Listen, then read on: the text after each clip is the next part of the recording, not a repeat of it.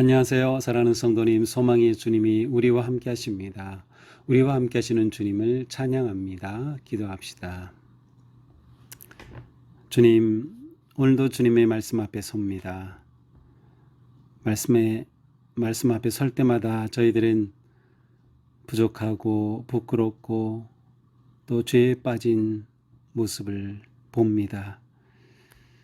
그러나 이렇게 말씀으로 저희들을 깨우쳐 주시니 저희가 다시금 돌이켜 말씀을 따르고 순종하며 하나님의 거룩하신 부르심에 온전히 응답하는 삶을 살아갈 수 있도록 오늘도 함께하여 주시옵소서. 오직 말씀의 은혜로 또 말씀의 능력으로 담대하게 거룩한 삶을 향해 나가도록 지켜주시옵소서. 예수님 이름으로 기도합니다. 아멘. 네, 오늘 말씀은 마태복음 19장 1절에서 12절까지입니다. 예수께서 이 말씀을 마치시고 갈릴리를 떠나 요단강 건너 유대 지경에 이르시니 큰 무리가 따르거늘 예수께서 거기서 그들의 병을 고치시더라. 바리새인들이 예수께 나와 그를 시험하여 이르되 사람의 어떤 이유가 있으면 그 아내를 버리는 것이 옳으니까. 예수께서 대답하여 이르시되 사람을 지으시니가 본래 그들을 남자와 여자로 지으시고 말씀하시기를 그러므로 사람이 그 부모를 떠나서 아내에게 합하여 그 둘이 한 몸이 될지니라 하신 것을 읽지 못하였느냐. 그런즉 이제 둘이 아니요 한 몸이니 그러므로 하나님이 짝지어 주신 것을 사람이 나누지 못할지니라 하시니 여짜오되 그러면 어찌하여 모세는 이혼 증서를 주어서 버리라 명하였나이까. 예수께서 이르시되 모세가 너희 마음의 완악함 때문에 아내 버림을 허락하였거니와 본래는 그렇지 아니하니라. 내가 너에게 말하노니 누구든지 음행한 이유 외에 아내를 버리고 다른 데에 장가드는 자는 간음함이니라. 제자들이 이르되 만일 사람이 아내에게 이같이 할진대 장가들지 않는 것이 좋겠나이다. 예수께서 이르시되 사람마다 이 말을 받지 못하고 오직 타고난 자라야 할지니라. 어머니의 태로부터 된 고자도 있고 사람이 만든 고자도 있고 천국을 위하여 스스로 된 고자도 있도다. 이 말을 받을 만한 자는 받을지어다. 아멘.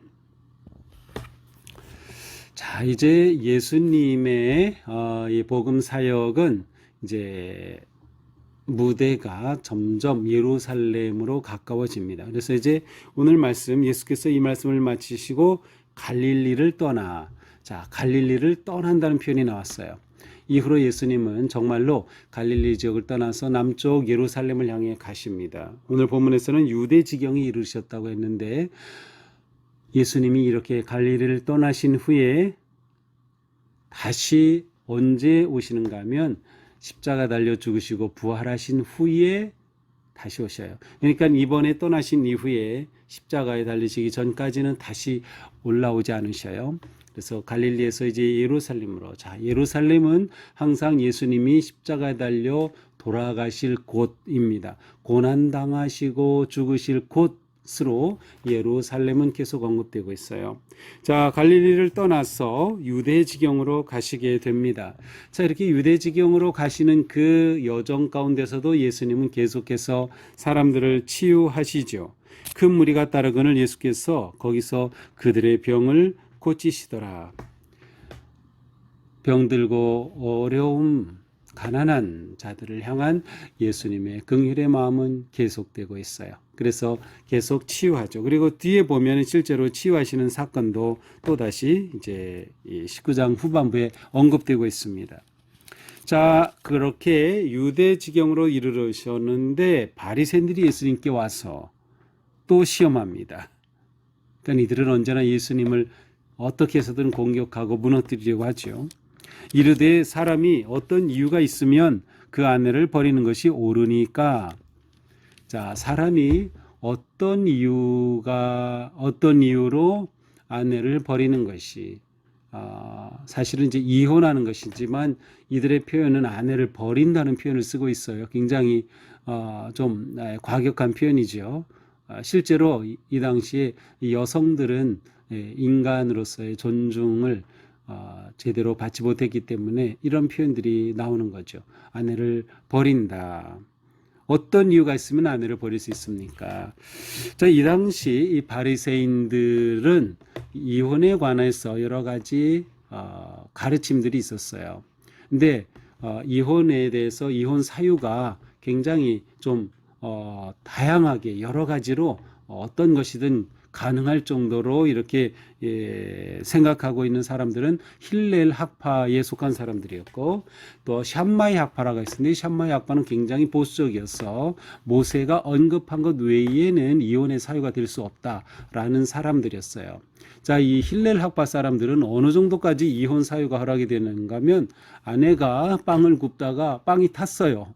그것도 이혼 사유가 됐습니다. 이건 말이 안 되죠. 그런데 힐렐 학파는 이 정도였어요.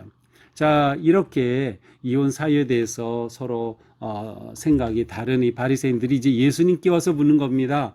어떤 것이 정말 이혼할 만한 사유가 됩니까? 이렇게 묻는 것이죠. 그러자 예수님이 대답하시죠. 사람을 지으신 이가 본래 그들을 남자와 여자로 지으시고 말씀하시기를 그러므로 사람이 그 부모를 떠나서 아내에게 합하여 그 둘이 한 몸이 될지니라 하신 것을 읽지 못하였느냐. 그런즉 이제 둘이 아니요 한 몸이니 그러므로 하나님이 짝지어 주신 것을 사람이 나누지 못할지니라. 예, 우리 결혼 예식할 때 목사님들이 이 말씀을 많이 하시죠. 자, 예수님이 말씀하셨어요. 본래 이것은 태초에란 뜻이야. 태초에 하나님께서 남자와 여자로 지으셨다. 남자로 여자로 지으셨다는 것은 결혼이 전제되어 있는 거죠. 그래서 남자와 여자로 하나님께서 태초에 지으셨다. 또한 동시에 여기서 남자와 여자는 똑같이 하나님 앞에 하나님의 형상을 지닌 똑같이 존중받아야 할 존재라는 것을 말하고 있어요. 남자와 여자로 지으셨다. 여기서 여자를 차별할 어떤 근거도 없어요. 똑같습니다. 하나님은 똑같이 남자와 여자를 지으셨어요. 그러면서 말씀하셨어요. 부모를 떠나 아내에게 합하여 둘이 한 몸이 될지니라. 결혼을 말씀하신 거죠. 부모를 떠나 둘이 합하여 한 몸이 될지라. 부모를 떠난다라는 표현은 바로 결혼하게 되면 부부 사이가 가장 중요하다는 겁니다. 부모는 자녀를 그렇게 완전히 독립시켜야 돼요. 정서적으로 또 실제적으로 완전히 독립시켜야 되는 거예요. 그리고 결혼한 사람은 부모로부터 완전히 이렇게 독립해야 되는 거죠. 부부 관계가 부모보다 더 중요하다는 거예요. 하지만 부모 공경의 삶을 포기하는 것은 아니에요. 부모를 떠나 결혼하게 되면 부부 사이가 가장 중요하고 부모는 관계에 있어서 이 부부 사이보다 차선입니다. 하지만 부모를 공경하는 것에는 하나님께서 주신 인간관계의 첫 번째 계명이에요. 부모 공경은 계속하는 거죠. 자, 이렇게 아내와 합하여 한 몸이 될지니라. 이제 둘이 아니요 한 몸이니 하나님이 짝져 주신 것을 나누지 못할지니라. 예수님의 말씀은 이혼 안 돼라는 거예요. 짝져 주신 것 사람 나누지 못해라는 것이죠. 이것이 하나님의 뜻이라는 겁니다. 하나님은 이처럼 처음부터 남자와 여자로 지으셨고 부부가 될 것을 기대하셨고 이혼은 염두에도 두지 않으셨다라는 거예요. 하나님의 뜻은 결혼이다.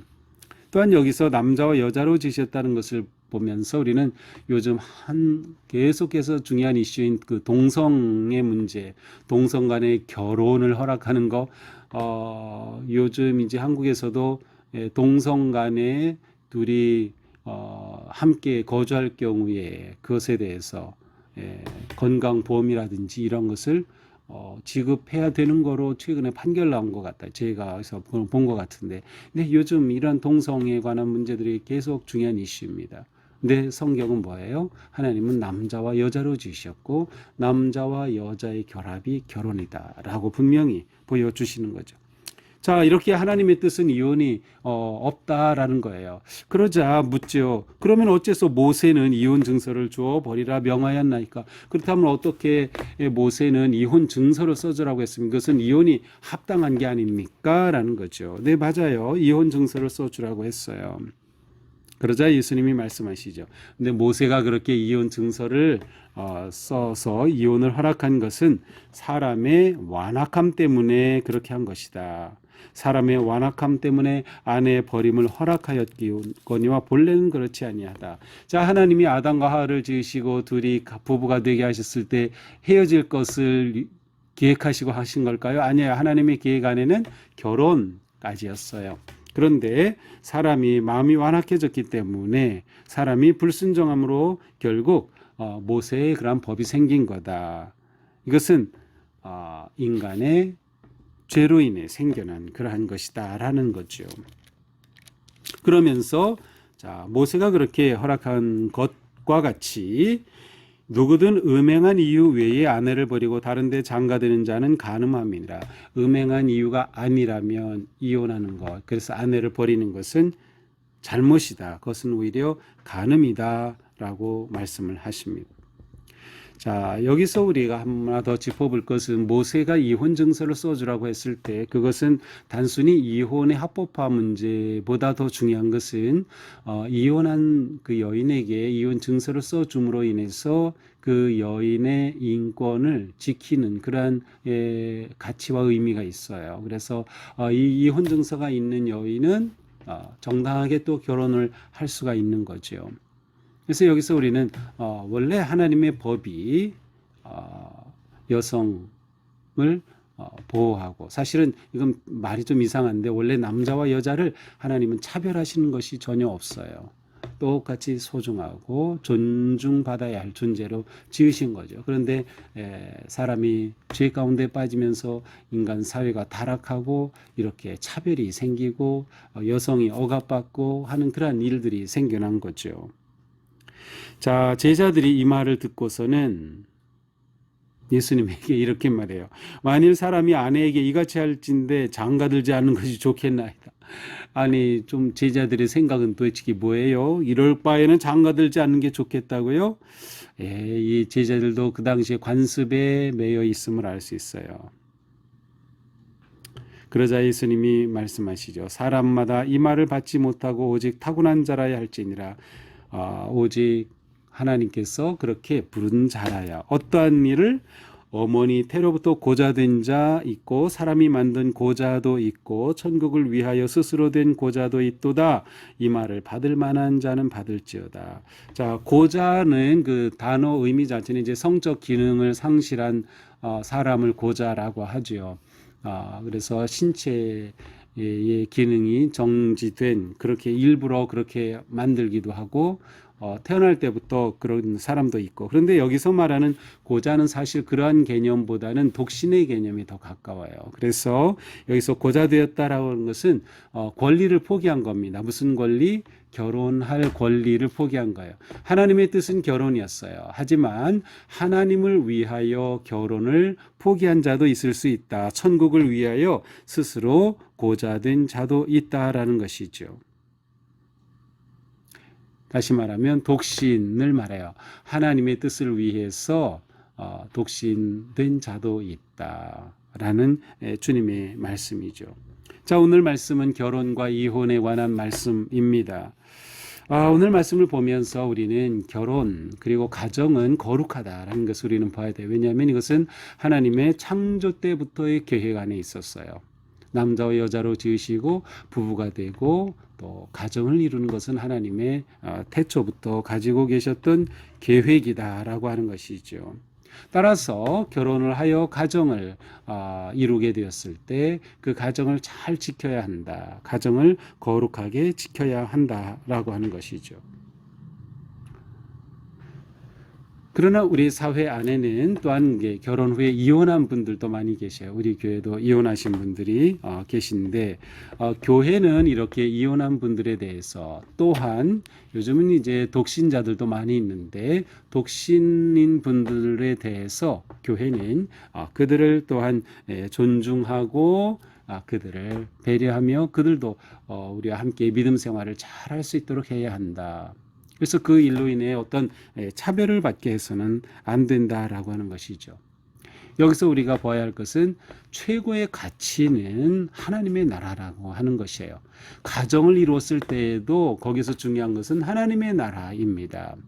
단지 가정이 두 부부만의 사랑과 또 자녀를 낳고 그 가정만의 어떤 행복을 목적이 아니에요. 가정도 하나님의 나라라고 하는 큰 목적 안에서 하나님이 세우신 거고요.